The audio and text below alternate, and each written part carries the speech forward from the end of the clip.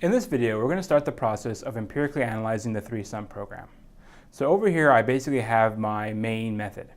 The code method that we had before, that basically is going to be the same, right? The one that had all those nested loops. We'll leave that alone. So let's take a look at this main.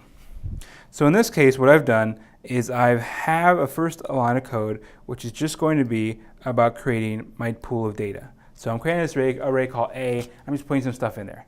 And maybe it could be a little bit large. I don't want to put too many sample points up on the screen. And then what's going to happen is this is where we're going to start to use stopwatch. So initially what I need to do is I need to create an instance of stopwatch, basically to take that snapshot and figure out what is the current system time. Once I have that stopwatch created, which happens over here, I can run ThreeSum. So ThreeSum is actually a static method, so I can just do a dot basically. Or actually, excuse me, because it's a static method, I can basically just type the name. I don't need to create an instance of the class to use it. So I'm going to do there a ThreeSum, right, and basically run that method to compute how many triples end up summing to 0. So the input to that will be this A array that I created on a couple lines ago, right? So this is our data going in. So stuff happens, right? That's basically what I said, is for the stopwatch usage, we start by creating a stopwatch, we do something, and then we basically check the elapsed time. So this is our do something line, right? So this is basically what we're benchmarking. One thought maybe you would have is, one thing worth pointing out is that creation of that A array, that we want outside of stopwatch, right? We don't want to have that in the region that's being timed because it's not really relevant, right? We don't really care how much time it takes the operating system to create that array. All we care about is the computation time of that method that looks at that input piece of data, right? So I do not want to have my A variable inside the stopwatch, right? So I do not want that, right? That to be below there. That doesn't make any sense. I don't want to measure that. So let me draw an X over that. That's a bad idea. All right, so we have our line that runs the ThreeSum method to count up those things. As soon as we're done with that, we go to stopwatch again, do a dot elapsed time, right, to figure out how many seconds have occurred since that, while that method was running. So then we get back our result, and then we can print it out, right? And it's already been formatted into seconds, so it'll be easily readable.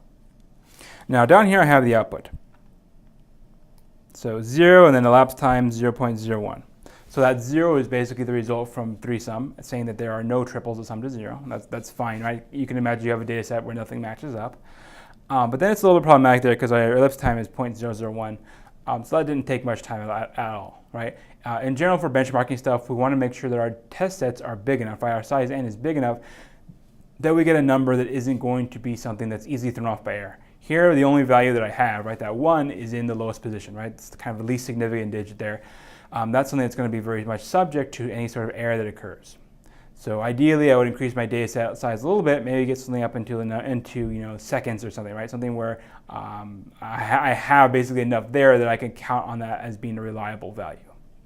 All right, so now we have our program set up, right, in order to benchmark. Basically what would happen right behind the scenes if we want to analyze this thing is we create multiple test sets, each of different size, run the program on each of them, and then time how long it takes.